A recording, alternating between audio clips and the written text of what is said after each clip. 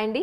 Eenadu దిల్సే with me అంజలిలో YouTube నెటిజన్లు అందరూ కూడా చాలామంది చాలా రోజులుగా అడుగుతున్నారు ఏంటంటే వీణావాణి ఇంటర్వ్యూ తీసుకోండి అని చెప్పని. సో ఇప్పుడు నా ముందున్నారు, మరి ఆవిడ అంతరంగాన్ని ఆవిష్కరించే ప్రయత్నం చేద్దాం. హాయ్ వీణావాణి. వీణావాణి అనాలా, వీణా శ్రీవాణి అనాలా, మీ ఇష్టం. చాలా రోజులైంది నిజంగా కలిసి. So nice to meet you once again. Thank you. అంటే ఎన్నాళ్ళ నుంచో తెలుసున్న ఒక ఫ్రెండ్ని తను ఇప్పుడు సెలబ్రిటీగా ఇంటర్వ్యూలా తీసుకోవాలి అని అంటే ఒకలాంటి ఎక్సైట్మెంట్ ఉంది తెలుసా నిజంగా. ఎగ్జాక్ట్లీ. నాకు కూడా ఏంటంటే 2008 నుంచి కలిసి వర్క్ చేశాం కదా, సో చాలా ఏళ్ళ నుంచి తెలిసిన ఒక ఫ్రెండ్ చాలా రోజుల తర్వాత కలిసే వరకల్లా ఫీల్. కానీ మిమ్మల్ని చూసిన ప్రతిసారి నాకు గుర్తొచ్చేది ఏంటి తెలుసా, మా టీవీలో very long back, I think 10 years అయినట్టుంది, ఇంకా ఎక్కువైంది కదా. చక్కగా చక్కగా చీర కట్టుకొని బొట్టు పెట్టుకొని సంచి పట్టుకొని వెజిటబుల్ మార్కెట్కి వెళ్ళి మాలతీస్ డైరీ, అది చాలా మందికి గుర్తుంది అబ్బా. అసలు మిమ్మల్ని చూసిన వెంటనే అది ఖచ్చితంగా గుర్తు రావాల్సిందే, ఎవరికైనా సరే మా టీవీ చూసేవాళ్ళు ఖచ్చితంగా గుర్తు రావాల్సిందే. అలా ఉండిపోయింది మైండ్లో తెలుసా. అబ్బాయి ఎంత చక్కగా ఉంది తిను అని అనిపించింది. అంత మంచి ఆపర్చునిటీ నాకు రాలేదు అని పక్కన. ఏంటి అసలు ఈ వీణావాణి గురించి తెలుసుకోవడానికి ముందు ఈ ఫస్ట్ కెరీర్ ఎలా స్టార్ట్ అయింది, అసలు ఎక్కడి వారు మీరు, ఏం చదువుకున్నారు? నాకు తెలుసు, వ్యూవర్స్ కోసం చెప్పండి. ఈస్ట్ గోదావరి నందంపూడిలో పుట్టాను నేను. 8th class వరకు కూడా అన్నిట్లో ఫస్టే, స్కూల్ ఫస్ట్, అసలు ఆటలు పాటలు అన్నిట్లో టాపర్. సడన్గా అప్పుడు 8th standardలో అనుకుంటా ఈటీవీ ఏవో స్టార్ట్ అయినట్లునే, 8thలోనూ 9thలోనూ. అప్పుడు సుమక్క, ఝాన్సీ గారు వీళ్ళందరూ అసలు ఇళ్ళల్లో ఆరాధ్య దైవాలు అందరికీ. వీళ్ళందరూ పొగొడుతుంటే ఆబ్వియస్లీ ఎలా ఉంటుందంటే, ఇప్పుడు మనం అన్నిట్లో టాప్ ఉంటే అందరూ మనల్ని మెచ్చుకోవాలి, అందరూ మన వైపే చూడాలనిపిస్తుంది కదా. మేబీ ఆ టెన్షన్ కోరుకున్నానేమో తెలియదు. అందరూ ఇంట్లో వాళ్ళందరూ ఆవిడ ఎంత బాగా చేస్తుందో, సండే వస్తుంది, అది వస్తుంది, నేను ఎందుకు యాంకర్ అవ్వకూడదు, సో నేను యాంకర్ అవ్వాలి, ఒకటే స్లోగన్ ఉండేది, రాబోయే కాలానికి కాబోయే యాంకర్ని, ఇదే మాట. సో అప్పుడు మా మామయ్య ఉంటారు, రైల్వేస్లో చేస్తారు, నాగేశ్వరరావు గారు. ఆయన నన్ను, వాళ్ళకి ఆడపిల్లలు లేరు ఆయనకి, నన్ను బాగా చిన్నప్పటి నుంచి ప్యాంపరింగ్ అనమాట. ఇది యాంకరింగ్ అంటుందని చెప్పి లోకల్ సిటీ కేబుల్లో ఎండి మధు అంకుల్ ప్లస్ అక్కడ నటరాజన్ అని న్యూస్ ఇన్ఛార్జ్, సో వాళ్ళ దగ్గర తీసుకుపోయి ఎలాగైనా తెలీదు మా అమ్మాయిని యాంకర్ చేయాలి అని చెప్పి పెట్టారు. సో పాపం ఈయన మాట కాదనిలేక వాళ్ళు అక్కడ 2-3 ప్రోగ్రామ్ లోకల్ సిటీ కేబుల్లో ఏముంటాయి, అన్ని షోలు నేనే మొత్తం. స్కూల్ నుంచి వెళ్ళాలి, అక్కడ యాంకరింగ్ చేయాలి, పక్కనే మా సర్టిఫికేట్ కోర్సు అయ్యగారు సత్యప్రసాద్ గారి దగ్గర చేశాను, ఆయన ఇల్లు. సో మేకప్ ఏముంటుంది, జస్ట్ లిప్స్టికేగా తుడిచేసుకుని వెళ్ళిపోవాలి. మళ్ళీ ఆంటీ ఉండేది, తుడుచుకో మేకప్ తుడుచుకో, క్లాస్ స్టార్ట్ అయింది రా తొందరగానే. మా సార్ వాళ్ళ వైఫ్ రాజలక్ష్మి ఆంటీ, తుడుచుకో మేకప్ తుడుచుకో తొందర. క్లాస్ అటెండ్ అయ్యి అన్ని సైకిల్ మీదే. అసలు ఎంత ఇప్పుడు తలుచుకుంటూ అనిపిస్తుంది, అబ్బో ఎంత కష్టపడ్డాను, ఎంత లాంగ్ అయినా సైక్లింగ్ చేసుకుంటూ వెళ్ళి అలా స్టార్ట్ అయిన కెరీర్. ఆ యాంకరింగ్ అక్కడ ఉండే ఆ పునాదులు ఇక్కడ శాటిలైట్ ఛానల్స్లో చేయడానికి చాలా హెల్ప్ఫుల్ అయిపోయాయి. ఫస్ట్ అటెంప్ట్లోనే సెలెక్ట్ అవ్వడము మా టీవీలో, అసలు ఎక్కడ తిరిగి చూసుకోలేదు. ఇంకా ఎన్నాళ్ళు చేశారు మా టీవీలో? అప్పుడు కంటిన్యూస్గా 2002లో మా టీవీలో సురేష్ తేజ్ గారు ముందు చనిపోయారు కదా, సో వారు మా టీవీలో ఫస్ట్ ఉన్న డైరెక్టర్, ప్రేమతో అని మూవీకి షోకి తను నా ఫస్ట్ డైరెక్టర్ అనమాట. తర్వాత కన్సీవ్ అయిన తర్వాత బేబీ కొంచెం గ్యాప్ వచ్చింది. తర్వాత మిస్సెస్ ఏపీ కంటెస్టెంట్గా వెళ్ళి, మిస్సెస్ ఏపీగా ఇది కూడా మర్చిపోవద్దు.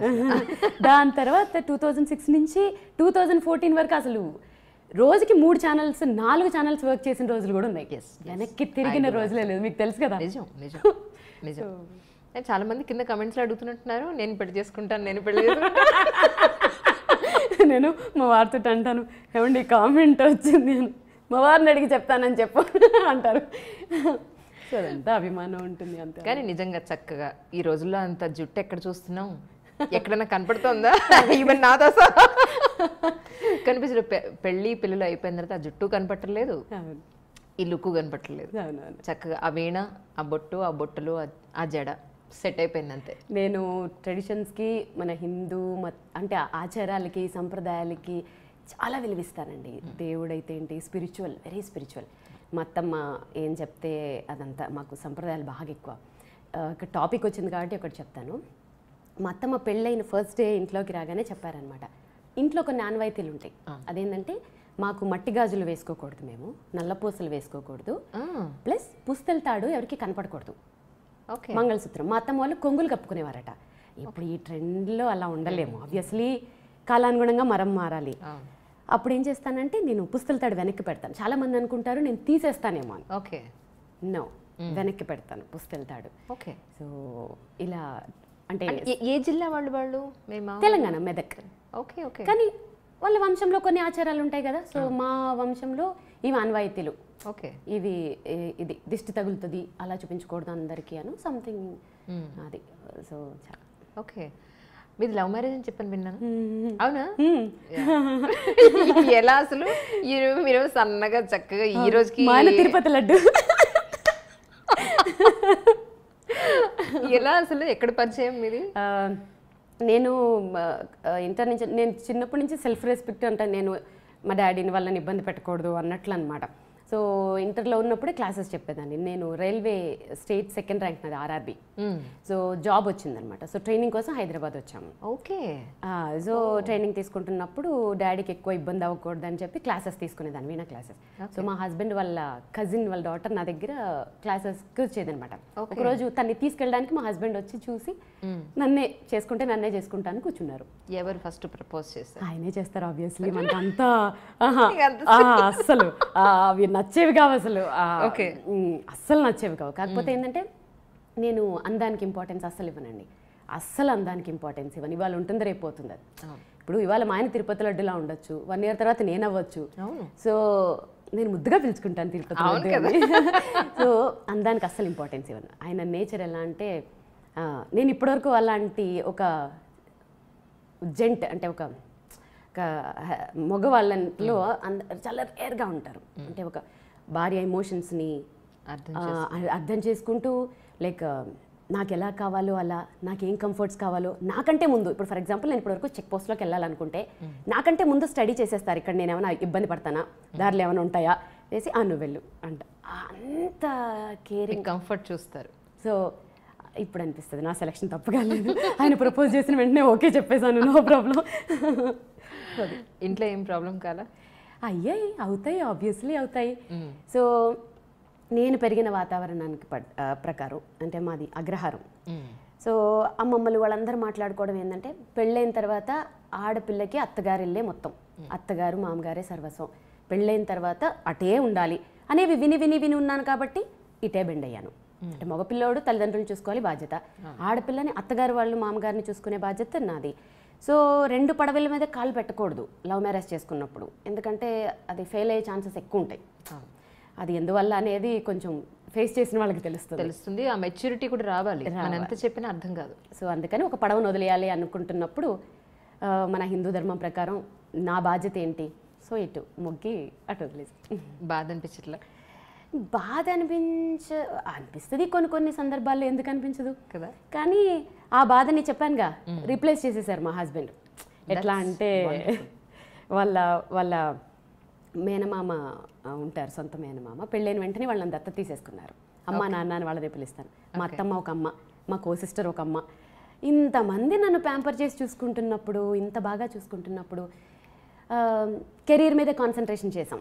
ఇంకా వెనక్కి తిరిగి చూసుకోలేదు. పాప ఇంకా అవన్నీ పెట్టుకుంటే ముందుకెళ్ళలేం.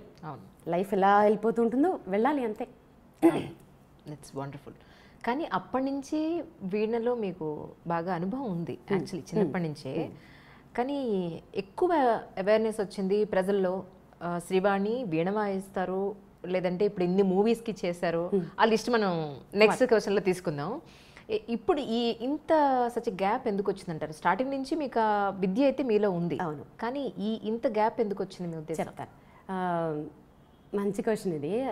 గ్యాప్ ఎందుకు వచ్చింది అని అంటే, మనం ఏదైనా ఒక విద్య స్టార్ట్ చేసినప్పుడు సరస్వతి అమ్మవారికే మొక్కుతాం, ఆమె చేతిలో ఉండే వీణకి చాలా గౌరవం ఇస్తాం. ప్రాక్టికల్గా చూస్తే ఈ వీణని డైరెక్ట్గా చూస్తే పర్సంటేజ్ ఎంత నేను చెప్పలేను, కానీ చాలామంది పీపుల్ ఒక బ్రహ్మ పదార్థం చూసినట్లు, అమ్మో అది మనకు అర్థం కాదురా, అదేదో ఇన్స్ట్రుమెంట్, ముట్టుకోవాలంటే కూడా ఏదో కత్తినో చాకునో ముట్టుకోవాలన్నట్టుగా ఫీల్ అవుతారు. అవునా కదా? అవును. సో అదేంటో బ్రహ్మ పదార్థం. దానివల్ల ఏమైపోతుందంటే అంతరించిపోతుంది, ఆల్మోస్ట్ అంతరించిపోతుంది.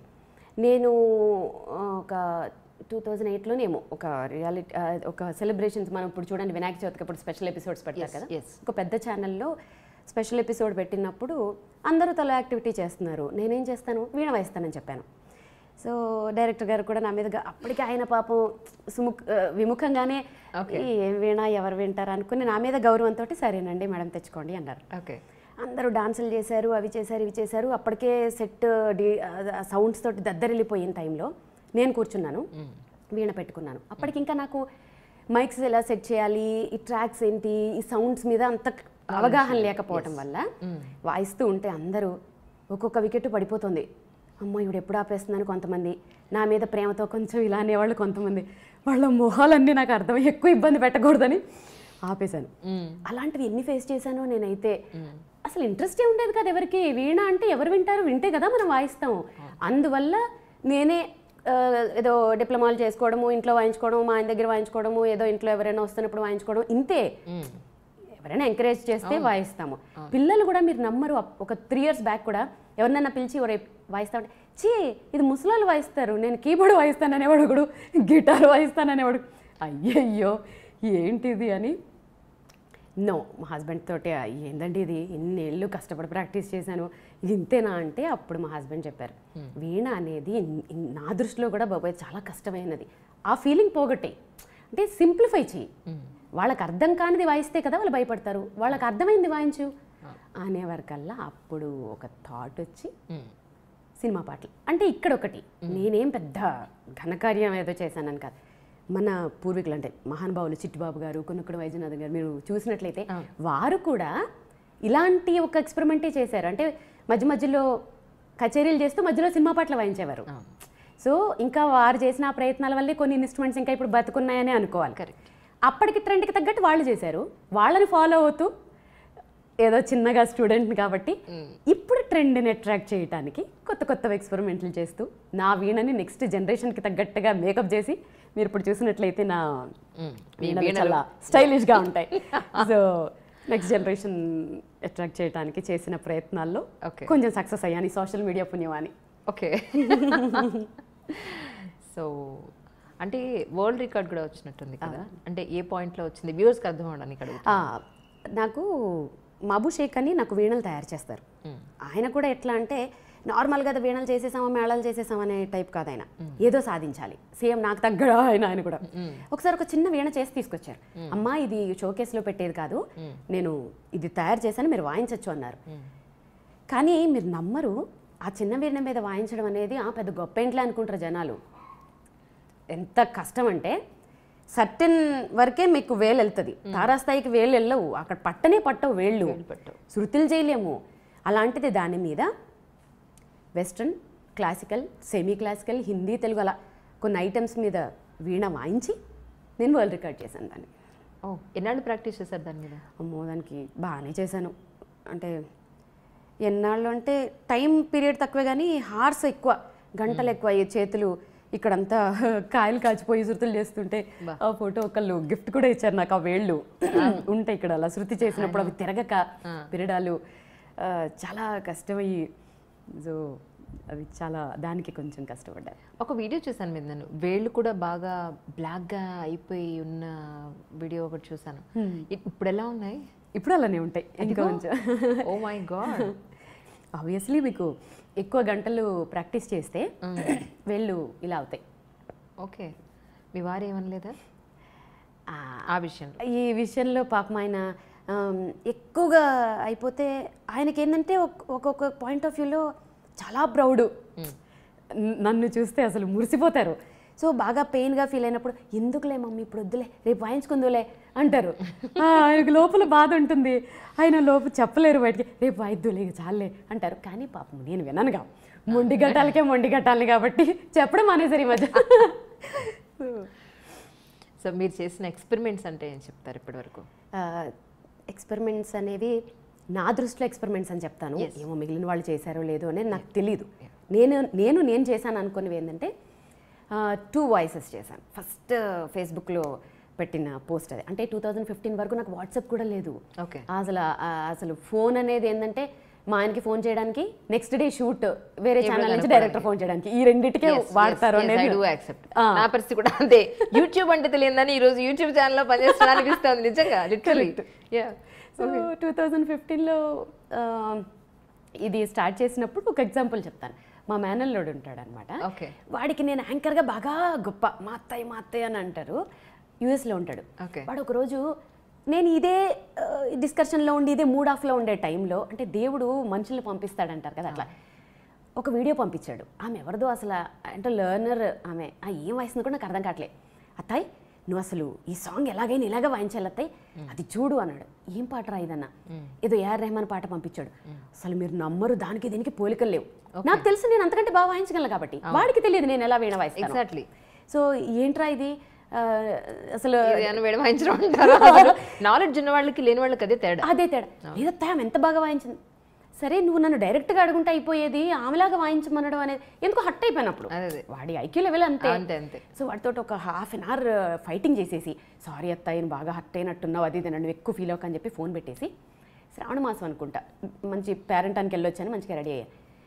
వీడికి చూపించాలి నేను ఏంటో అని వాడి మీద కచ్చతోటి 2 వాయిసెస్, అదే దళపతి సాంగ్ ఉంటుంది కదా, సింగారాల పైరులో ఎస్పీ సార్ ఇంకా జేస్దాస్ సార్, దాన్ని 2 strings మీద 2 వాయిసెస్ వచ్చేలాగా జస్ట్ సెల్ ఫోన్లోనే రికార్డ్ చేసి, అది పోస్ట్ చేయడం కూడా రాదు నాకు. మళ్ళీ ఇంట్లో ఎవరో పోస్ట్ చేశారు, ఫేస్బుక్లో పోస్ట్ చేసేసి ఇంట్లో పని చేసుకుంటున్నాను.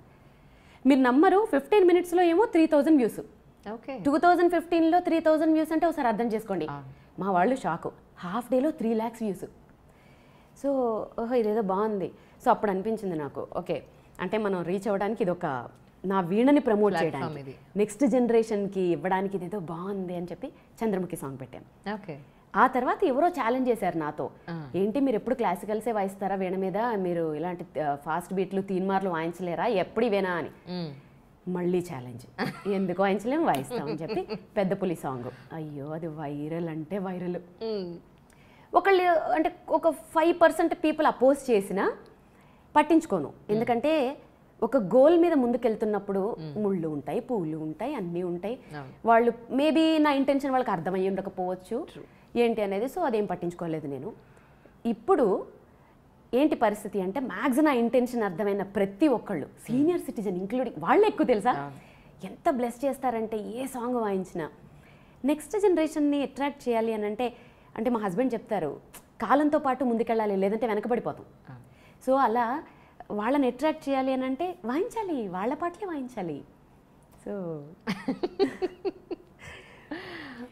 అలా ఇప్పుడేమనిపిస్తుంది, స్టార్టింగ్ డేస్ అప్పుడు ఎవరు వినని స్టేజ్ నుంచి ఈరోజు lakhs of views కానీ, వ్యూవర్షిప్ కానీ, లేకపోతే మీ ఫ్యాన్స్ ఫాలోయింగ్ కానీ, మీరు ఇలా పెట్టగానే అలా వ్యూస్ పెరిగిపోయి ఈ స్టేజ్ చూస్తే ఏమనిపిస్తూ ఉంటుంది? అసలు నిజంగా ఇది నమ్మట్లేదు నేను, ఏదో డ్రీమ్ లాగే ఉంది.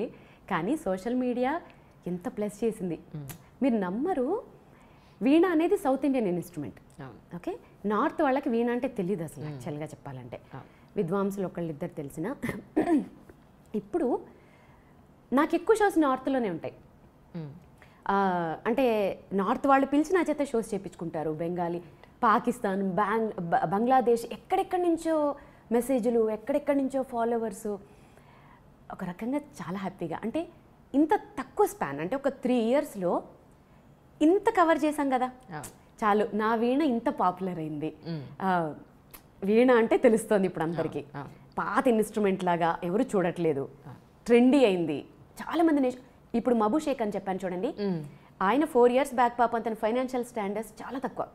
ఇప్పుడు ఆయన కారు కొనడానికి రెడీ అయ్యారు. చాలా అది నేను కూడా అచీవ్మెంట్ లాగా ఫీల్ అవుతాను. బికాస్ ఎంతమందో వీణలు కొనుక్కుంటున్నారు, నేర్చుకుంటున్నారు. So feeling proud. కానీ ఎంత మంచి పని చేసినా, ఎంత ఎదిగినా, మన వెనకాతల మనల్ని గుచ్చేవాళ్ళు, పొడిచేవాళ్ళు చాలామంది ఉంటూనే ఉంటారు.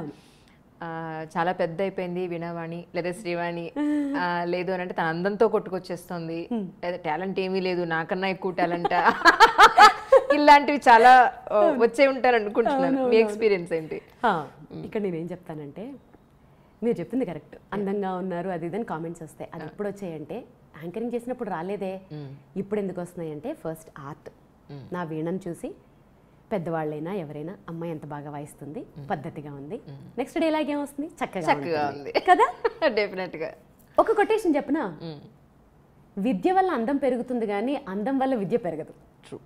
So exactly. ఇంతకుముందు మీరు అనుకున్నట్లుగా అనుకోవచ్చు చాలా మంది, ఒక దగ్గర కాకపోయినా ఒక దగ్గర విద్య. ఇప్పుడు అందం దాంతో ఎంత కొట్టుకొస్తాం.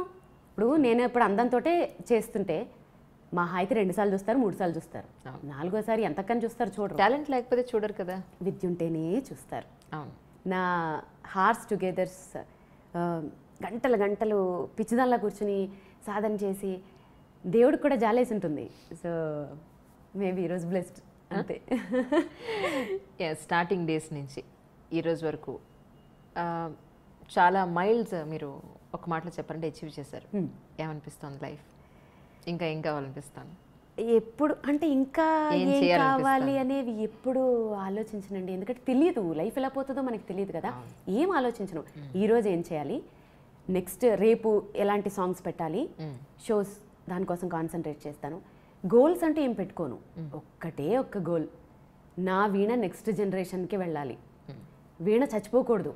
వీణని కాదు, మన క్లాసికల్ ఇన్స్ట్రుమెంట్స్ తీసుకున్నా సరే మన వారసత్వం కదా. మనం ఎప్పటి నుంచి వచ్చాయండి అవన్నీ. చాలామంది సింపుల్గా వోకల్ అనేస్తారు, ఎందుకంటే కష్టం ఉండదు కదా, వినేసి పాడేసేయచ్చు. సో ఇన్స్ట్రుమెంట్స్ చచ్చిపోతున్నాయి. మ్యూజిక్ కాలేజెస్లో చూస్తే మీరు అసలు చూడలేరు. అసలు అవి తుప్పు పట్టేసి, బూజు పట్టేసి, తీగలు తగ్గిపోయి వాయించేవాళ్ళు లేక అవి చూడలేము అసలు మనం కొన్ని మ్యూజిక్ కాలేజెస్లో అయితే. సో అలాంటి స్టేజ్ ఉండకూడదు ఇన్స్ట్రుమెంట్స్కి. అవి మన అసెట్స్ అని తెలుసుకోవాలి జనాలు. సో నేర్చుకోవాలి. అదొక్కటే గోల్ అంతే. దానికోసమే పరిగెడుతున్నాను అంతే. నేనేదో అచీవ్ చేసేయాలి, అది చేసేయాలి ఏం లేదు. సో అందుకే ప్రిఫరెన్స్ ఉన్న దగ్గర మాత్రమే షోస్ చేస్తాను. నా వీణకి ప్రిఫరెన్స్ ఉండాలి. వీణని ఇష్టపడే వాళ్ళ దగ్గరే షోస్ చేస్తాను. అదొక్కటే గోల్ పెట్టుకున్నాను. ఎవరింట్లో అయినా నేర్చుకునే వాళ్ళైనా ఆర్టిస్టులు అయినా సరే 1 లేదా 2 వీణలు ఉంటాయి. మీ దగ్గర ఏంటంటే ఎన్ని వీణలు ఉన్నాయి? ఏంటి వీటి స్పెషాలిటీస్ ఏంటి అసలు? ఒక్కొక్క వీణకు ఒక్కొక్క స్పెషాలిటీ ఉంది. ఇవన్నీ నా బేబీసే. మీరు నమ్మరు, ఈ వీణలో ఏదైనా ఒకటి ఇక్కడ ప్లేస్ లేదు కదా, వేరే ఇంట్లో పెడదాం అనుకుంటే కూడా అమ్మో ఏడుస్తుంది అన్న ఫీలింగ్ వస్తుంది నాకు. ఒకటి నా పాప కోసం కొన్నవి, 2 మిగిలినవన్నీ అప్డేటెడ్ వర్షన్స్ సౌండ్స్ కోసం. నేను సౌండ్కి బాగా ఇంపార్టెన్స్ ఇస్తాను. కొంచెం సౌండ్కి, క్వాలిటీకి చాలా ఇంపార్టెన్స్ ఇస్తాను. సో ఇవన్నీ ఇప్పుడు నాకు స్టేజ్ షోస్కి పనికిరావు. అంటే మనం బేసిక్ వీణాలు ఇవన్నీ. ఓకే. సో చెప్పానుగా, నెక్స్ట్ జనరేషన్ కోసం నేను ఒక స్టైలిష్ వీణలు, నా స్టైలిష్ వీణలతోటి ఇప్పుడు మాత్రమే చేస్తున్నాను. బట్ ఇవన్నీ కూడా ఉంటాయి. ఇది నా 2nd క్లాస్లో వీణ. ఓకే. అది నా ఫ్రెండ్. వీటిని అప్డేట్ చేయడానికి ఏం ఉండదు. పికప్ పెట్టుకుని వాయించవచ్చు. అవి నేను రికార్డింగ్స్కి వాయిస్తాను. మూవీస్లో వాయించేటప్పుడు ఈ వీణలే మాత్రమే యూజ్ చేస్తాను. ఈటోనే బాగుంటుంది. ఓకే. స్టేజ్ షోస్కి నా స్పెషల్ వీణలు, మదర్ వీణలు వాడతాను. ఓకే. సో అట్లా. ఇప్పటివరకు ఎన్ని మూవీస్కి మీరు వర్క్ చేశారు? పెద్దగా పెద్ద ఒక చాలా నెంబర్స్ చేయలేదు. కీరవాణి గారికి పెద్ద సినిమాలకి, కీరవాణి గారికి అంటే ఓం నమో వెంకటేశాయ, మహాన్ భావుడు, తమన్ గారికి ఇంకేవో కూడా చేశాను. అంటే వాయించేసి వచ్చేస్తాం కదా, సో ఎక్కడెక్కడ యూజ్ చేస్తారనేది తెలీదు. సాయి కార్తిక్ గారికి, ఆర్పి పట్నాయక్ గారికి. కాకపోతే ఏంటంటే ఇప్పుడు ఎక్కువ చేయట్లేదండి, ఎందుకంటే మోర్ టైం అంతా నేను షోస్కే, ఎందుకంటే నాకు షోస్కి ఇంపార్టెన్స్ ఇస్తున్నాను. షోస్ కూడా చాలా ఉన్నాయి. అలానే కదా 6 నెలల నుంచి పోస్ట్పోన్ చేశారు. You are so busy. 6 నెలల నుంచి అడుగుతుంటే ఎప్పటికీ దయ తెలిసింది, అమ్మాయి మెసేజ్ వచ్చింది ఈరోజు అనుకున్నాను. ఎన్నిసార్లు అడిగాను. అవునా కాదా? అవును, రామోజీరావు గారి మనవరాలకి వెళ్ళి మీరు అక్కడ షో ఇచ్చారని చెప్పి విన్నాను. రామోజీరావు గారి మనవరాలు నా వీణంటే ఇష్టం అంట. కాళేశ్వరరావు గారు ఫోన్ చేశారనమాట. బాపినేడి గారిని ఇలా అడిగిందంట మా అమ్మాయి. బాపినేడి గారు అసలు నన్ను గుర్తుపట్టలేదంట మన యాంకర్ అంటే. కాళేశ్వరరావు గారు చెప్పారంట మన యాంకరే కదండి, జీవన జ్యోతికి చేశారంట. ఓ అమ్మాయేనా అని బాపినేడి గారు షాక్ అయ్యారంట. సో అయ్యో తప్పకుండా వాయిస్తానండి. ఈటీవీ అంటే నాకు ఎందుకో నా ఫ్యామిలీ లైక్ చాలా, వాళ్ళు నాకు అలాగే మర్యాద ఇచ్చారు అన్నేళ్ళు. ఎంత రెస్పెక్ట్ అంటే అసలు తెలుసుగా మనకి. సమస్య లేదు అసలు.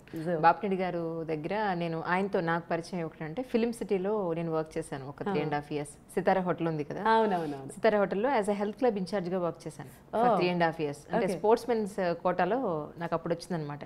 డిగ్రీ చదువుతూ అక్కడ జాబ్ చేశాను ఆయన దగ్గర. అప్పుడు రామోజీరావు గారు ఆ హెల్త్ క్లబ్ కన్స్ట్రక్షన్ అప్పుడు వీళ్ళందరూ వచ్చి చూసి పెడుతూ ఉండేవారు. So I was the incharge for that actually. Nice nice nice nice. చాలా మంది హీరోలు హీరోయిన్లకి ఫిజికల్ ట్రైనింగ్స్ ఇస్తూ ఉండేవాళ్ళం. అలా పరిచయం. They are such a very nice people actually. ఎలా నడిచింది మీకు, ఎలా అనిపించింది నడుస్తుంటే? రామోజీరావు గారు వాళ్ళ మనవరాల పెళ్లిలో వాళ్ళంతా ప్రయారిటీ ఇచ్చి వాళ్ళ వెడ్డింగ్ కార్డ్ లో కూడా సెట్ వేసి అంత ప్రిఫరెన్స్ ఇచ్చి కిరణ్ గారు వచ్చి అసలు వారు అప్రిషియేట్ చేస్తుంటే నాకైతే అసలు ఎంత బాగా అప్రిషియేట్ చేశారో అసలు బాగా అనిపించింది. అసలు ఒక మంచి స్వీట్ మెమరీ అది. నిజం. ఏం వాయించారు వాడి పెళ్ళి? 1.5 hour కచేరీ అది మొత్తం షో. 1.5 hour షో చేశాను. అన్నీ వాయిస్తాను. నా షోలో ఎలా ఉంటుందంటే classical, semi classical, western, Hindi, Telugu, Tamil అయితే తమిళ్ ఇప్పుడు తమిళనాడులో వాయించినప్పుడు తమిళ్ సాంగ్స్ అన్నీ అంటే అన్ని షోకి వచ్చిన అన్ని ఏజ్ పీపుల్కి తగ్గట్టుగా అన్నీ వాయిస్తాను అనమాట.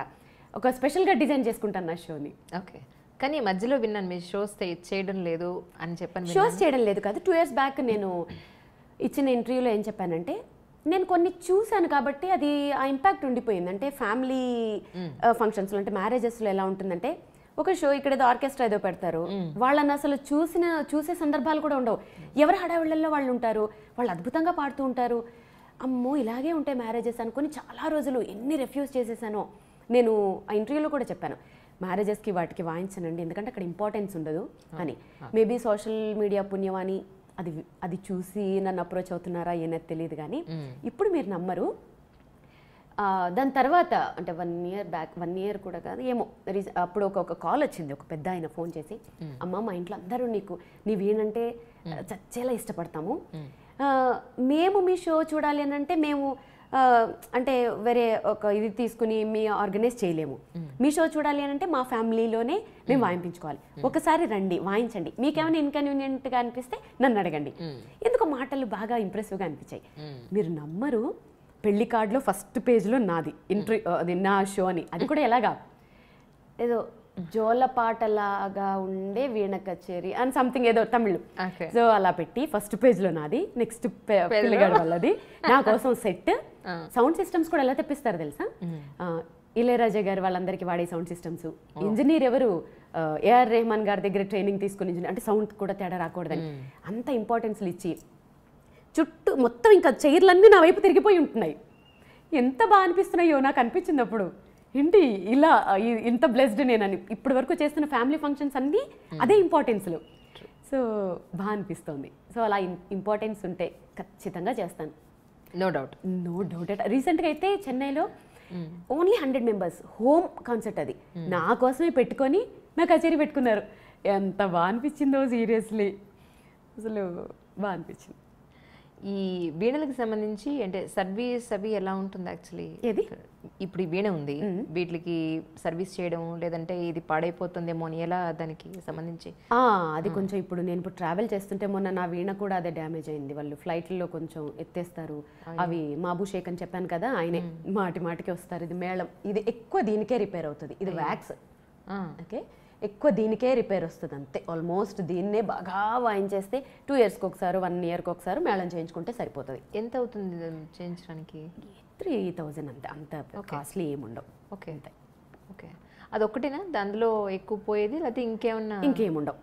అంటే డెలికేట్ ఇన్స్ట్రుమెంట్, డెలికేట్, మనం హ్యాండిల్ అంటే చక్కగా హ్యాండిల్ విత్ కేర్ అన్నట్టుగా చక్కగా హ్యాండిల్ చేసుకుంటే మ్యాక్స్ అది తప్ప ఇంకేమీ రావు.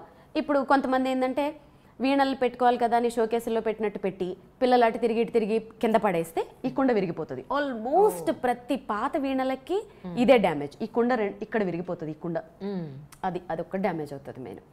ఓకే, మీరు మాత్రం బాగానే పెట్టారు, చాలా జాగ్రత్తగా. ఆబ్వియస్లీ మా ఇంట్లో ఎలా చాలా చంటి పిల్లలు చూసినట్టు చూస్తారు. అందులో నేను కొన్ని విషయాల్లో వెరీ స్ట్రిక్ట్, సిస్టమేటిక్. నన్ను ప్రిన్సిపాల్ అంటారు ఇంట్లో. ఆబ్వియస్లీ అంటే ఉండాలి, లేకపోతే నడవదు.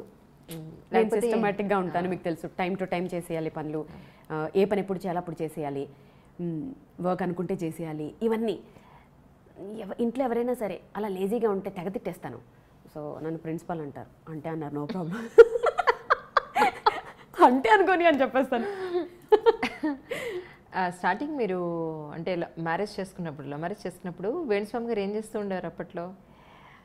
అప్పట్లో కూడా అంటే మా వంశం నుంచి మేము అయ్యగారు అంటే మా మామయ్య గారు ఫస్ట్ యాదగిరిగుట్ట పెద్ద పూజారిగా చేసేవారు. ఓకే. తర్వాత నాచారం నరసింహస్వామి టెంపుల్లో పెద్ద పూజారి. ఓకే. మా హస్బెండ్, మా బావగారులు, వాళ్ళ మేనమామలు అందరూ భద్రాచలంలో పెద్ద అయ్యగారులు అందరూ ఇదే ప్రొఫెషన్. Right right. సో మా మామయ్య గారు కూడా జ్యోతిష్యం అక్కడి నుంచి వచ్చిన వారసత్వమే. అప్పుడు ఇంకా చిన్న పిల్లోడు కాబట్టి ఎక్కువగా కాన్సన్ట్రేషన్ చేయలేదు. సో వయసుతో పాటు విద్య కూడా పెరుగుతుంది కాబట్టి కాన్సన్ట్రేషన్ చేయడం వల్ల ఆయన కూడా వేణుస్వామి సడన్ గా పుట్టుకొచ్చేసాడని చాలా మంది అనుకుంటారు. కాదు, ఆయన ఎప్పటి నుంచే ఉన్నారు.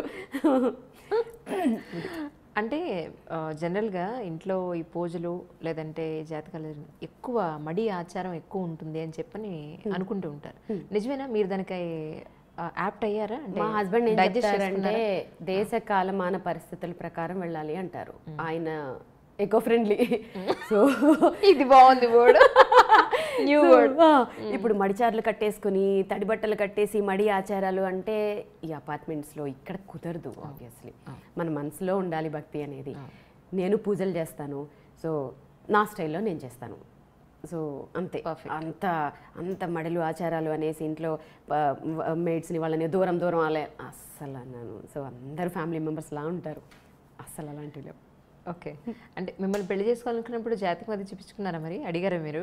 అన్ని చూపించుకునే అప్పుడు నేను ఏం అడగలేదు. ఇప్పుడు అడిగారా? ఇప్పుడు అంటే అప్పుడు అదే అంటారు, అప్పుడు నన్ను పెళ్లి చేసుకోవడమే ఇంపార్టెంట్, ఈ జాతకాలు అవన్నీ చూపించుకున్నారో లేదో తెలియదు. తర్వాత చూపించినట్లున్నారు బాగా కలిసాయి అని. మా ఇంట్లో అందరూ జ్యోతిష్యులే కదా, మా బావగారులు అందరూ కూడా ఉంటారు కాబట్టి చూసి చెప్పినట్టున్నారు తర్వాత కలిసింది అని. మీకుందా నమ్మకం జ్యోతిష్యం మీద? డెఫినెట్గా ఉందండి. ఎందుకంటే అఫ్ కోర్స్ ఇగో అపోజ్ చేసే వాళ్ళు ఉంటారు. ప్రాక్టికల్గా నాకు ఒక ఎక్స్పీరియన్స్ చెప్తాను. ఇది కాంట్రవర్సీ చేసేవాళ్ళు చేస్తారు, నమ్మేవాళ్ళు నమ్ముతారు, నమ్మని వాళ్ళు నమ్మరు. ఎవరి నమ్మకాలు వాళ్ళవి. 2014లో సైనస్ సర్జరీ చేసుకుని నేను యాంకరింగ్ అంతా ఆపేసి అప్పుడు ఇంకా మా హస్బెండ్కి ఇంకా నాకేమన్నా అయితే అపురూపం కదా, వద్దు చాలు ఇంకా డస్ట్ వచ్చేస్తుంది వెళ్ళొద్దు అన్నారు. 1 year ఇంట్లో ఉండి ఆబ్వియస్లీ అంత వర్క్ చేసి ఇంట్లో ఖాళీగా కూర్చోవాలి అని అంటే చాలా కష్టం కదా. మాటికి ఏంటి ఇలా నేను ఇంకింతేనా, ఇంకేం చేయలేనా అంటే నువ్వు వీణనే బాగా ప్రాక్టీస్ చేయి, 2016 తర్వాత వీణ పేరు చెప్తే నువ్వు గుర్తొస్తావు అన్నారు.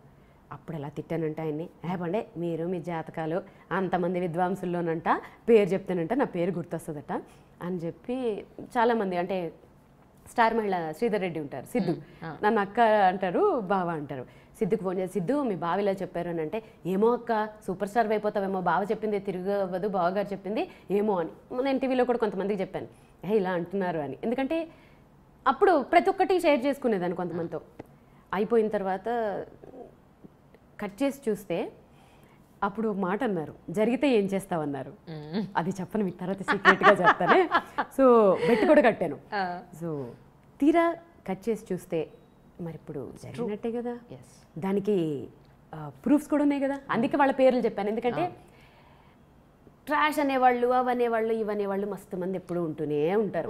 ప్రాక్టికల్గా నేనే ఎక్స్పీరియన్స్ కదా. సంవత్సరం ఏ రోజు సూర్యగ్రహణం వస్తుంది, ఏ రోజు చంద్రగ్రహణం వస్తుంది, ఈ సంవత్సరమే చెప్తున్నారు కదా. చెప్తున్నారు అది జరుగుతుంది కదా సైంటిఫిక్ గా. అది ఆ డేట్ ని గెస్ చేయగలిగిన మన సంప్రదాయం సైన్స్ కి సమానంగా కాదని ఎలా అనుకుంటాం? గ్రహాలు ఉన్నాయి, గ్రహాలు స్థితిగతులు మారుతున్నాయి, అది కూడా ఫస్ట్ మన వాళ్ళే సైన్స్ చెప్పలే. అదే అంటున్నాను. సో ఏంటంటే 1-2 ఫెయిల్ అవ్వచ్చు, అది వాళ్ళ అదృష్టం అనుకోవచ్చు, ఏదైనా అనుకోవచ్చు. అందుకనే నేనైతే మన శాస్త్రాల్ని నమ్ముతాను, మన విశ్వాసాల్ని నమ్ముతాను, మన సంప్రదాయాల్ని నమ్ముతాను, మన హిందూ మతాన్ని నమ్ముతాను.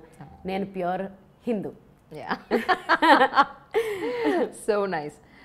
మరి మీ వారి విషయంలో వచ్చిన ఈ ఛానల్స్ కాంట్రవర్సీలు కింద కామెంట్స్ చూస్తే మీకేమనిపిస్తూ ఉంటుంది? నేనేం పట్టించుకోనండి. అంతేనా? ఎందుకంటే 1 dayలో సెలబ్రిటీస్ అయిపోయిన వాళ్ళం కాదు మేము. ఎంత కష్టపడ్డాము, ఎక్కడి నుంచి లైఫ్ స్టార్ట్ చేసాము అనేది మాతో ట్రావెల్ చేసిన వాళ్ళు మీడియాలో అయితే ఏమి, సినీ ఫీల్డ్లో అయితే ఏంటి చాలామంది ఉన్నారు. ఇవాళ నిన్న కాదు, మా హస్బెండ్ బుడ్డోడుగా ఉన్నప్పటి నుంచి ఆ పద్మాలయ స్టూడియోల్లో ఉండి వాళ్ళందరికీ ముహూర్తాలు పెట్టి వాళ్ళందరికీ పూజలు చేసి అప్పటి నుంచి ఉన్నాం. ఓవర్ నైట్ స్టార్డమ్ వచ్చేసి ఓవర్ నైట్గా అయిపోయిన వాళ్ళం కాదు. ఇవాళ రేపు ఏమైపోయిందంటే కామెంట్లు అనేవి కామన్ అయిపోయాయి. సో ఆ కామెంట్లు చదువుకుంటూ ఆ డిప్రెషన్లోకి పోయి సాధించాల్సిందన్నీ ఆపేసి ఏం ఉపయోగం? మనం ఏం సాధించాలో సాధించాలి, ప్రూవ్ చేయాలి. ఫస్ట్ అందరూ తిడతారు, ప్రూవ్ అయిన తర్వాత బళ అంటారు. ట్రూ.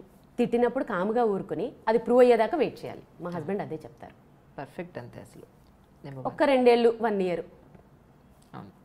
మా హస్బెండ్ అదే అంటాను, ఆయన జాతకాలు చెప్పేటప్పుడు కామెడీగానే ఉంటుంది, జరిగినప్పుడు. అవును. సో దాన్ని మా హస్బెండ్ అనే కాదు, ఏ జ్యోతిష్కుడైనా ఒక విషయం ఉన్న జ్యోతిష్కుడు చెప్పినప్పుడు కింద తిట్టేవాళ్ళు తిడతారు, తిట్టనియండి. జరిగినప్పుడు ఒక్కళ్ళు మాట్లాడరు. మళ్ళీ పాపం వాళ్ళకేమైనా దండేసి సన్మానం చేయొచ్చు కదా, చేయరు. ఎక్కడైనా ఒకటి జరగకపోతే ఇంకా లాగడాలు. అఫ్కోర్స్ ఇది మనకి రిలేటెడ్ టాపిక్ కాదు, కానీ మన సంప్రదాయాలు కదా, ఇది మన సంస్కృతి కదా. మన సంస్కృతుల్ని మనమే తవ్వుకొని మనమే గొయ్యి తీసి కప్పెట్టేస్తే ఫారిన్ కంట్రీస్ నుంచి వచ్చి వాళ్ళు వేదాలు శాస్త్రాలు జ్యోతిష్యాలు నేర్చుకుంటుంటే మన శాస్త్రాలని మనమే తొక్కేసుకుంటున్నాం. సో ఎందుకో బాధ అనిపిస్తుంది. సరే, ఇది మనకి రిలేటెడ్ కాదు. ఎప్పుడు ప్రాక్టీస్ చేస్తుంటారు డేలో జనరల్గా? ఎప్పుడు చేయరు అని అడగండి. 24 గంటలు అంటే 1 నిద్ర 2 ప్రాక్టీసు, ఈ 2 ఉంటాయి నా లైఫ్లో ఈ మధ్య. ఇంకొకటి చేయను, పెట్టను. మీ కెరియర్లో అప్పటి నుంచి ఇప్పటి వరకు మీకు బాగా నచ్చి ఇది ఖచ్చితంగా నేను ఎంట్రీ చేస్తే ఇది ఖచ్చితంగా వాయించాలి అనుకున్నది ఒక్కటి, అది కూడా ఒక చిన్న లైన్ వాయిస్తే చాలు. డెఫినెట్గా చాలా ఉన్నాయి, సెలెక్ట్ చేసుకోవడం కష్టం, ఒకటి వాయిస్తాను. Hi, I'm Veena Srivani. నా ఇంటర్వ్యూ విత్ అంజలి ఐ డ్రీమ్స్లో. Don't miss to watch. For more videos subscribe to I dream.